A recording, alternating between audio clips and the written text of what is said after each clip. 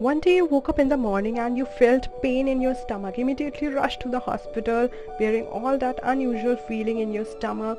That unusual feeling in your stomach is due to illness. You went to the doctor, you told your doctor all thing about it, and after the initial analysis and some usual test, he gave you the report by telling you the reason of your discomfort.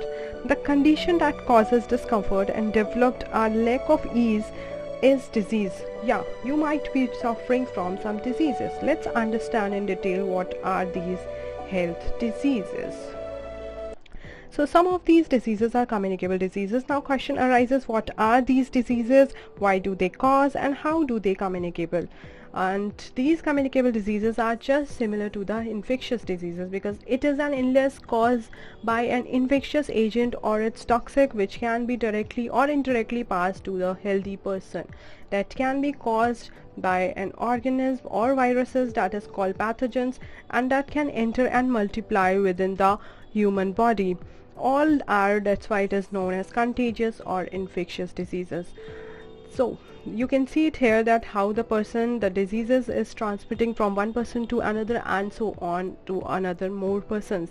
These are some pathogens like bacteria, viruses, fungi, parasites and toxins. These cause are responsible for the spread of the diseases, and these are some examples of communicable diseases like malaria, HIV and chicken pox. So these are some diseases, and now we should understand that for how these diseases spread. Okay, you can see it here in the picture. Here are some pictures that showing that how these diseases are communicating. Basically we have two types of modes, that is direct and indirect mode.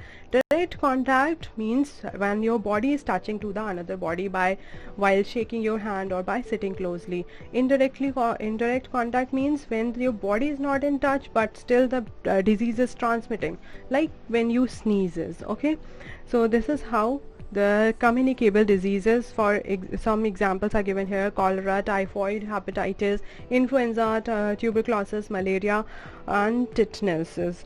Okay, and some of the mode of spread is given here. Next we have some diseases that doesn't transmitted by touching or any other mode, that is non-communicable diseases. So these diseases that cannot spread from one person to another, these are some they are generally caused due to the deficiency of some nutrients or vitamins or malfunctioning of the body functions of the organism. So we have, for which we require vaccination. Okay, now we can here are some examples of non-communicable diseases: cardiovascular diseases, cancer, chronic respiratory diseases and diabetes. Here are every diseases somewhere affecting to your body and its organ. Now we can easily differentiate between communicable and non-communicable diseases. First picture shows the pathogens responsible for communication, and another picture is showing the malfunctioning of your body functions. Now I hope you people have understood about all communicable and non-communicable diseases. Thanks for watching, and God bless you all, and have a nice day.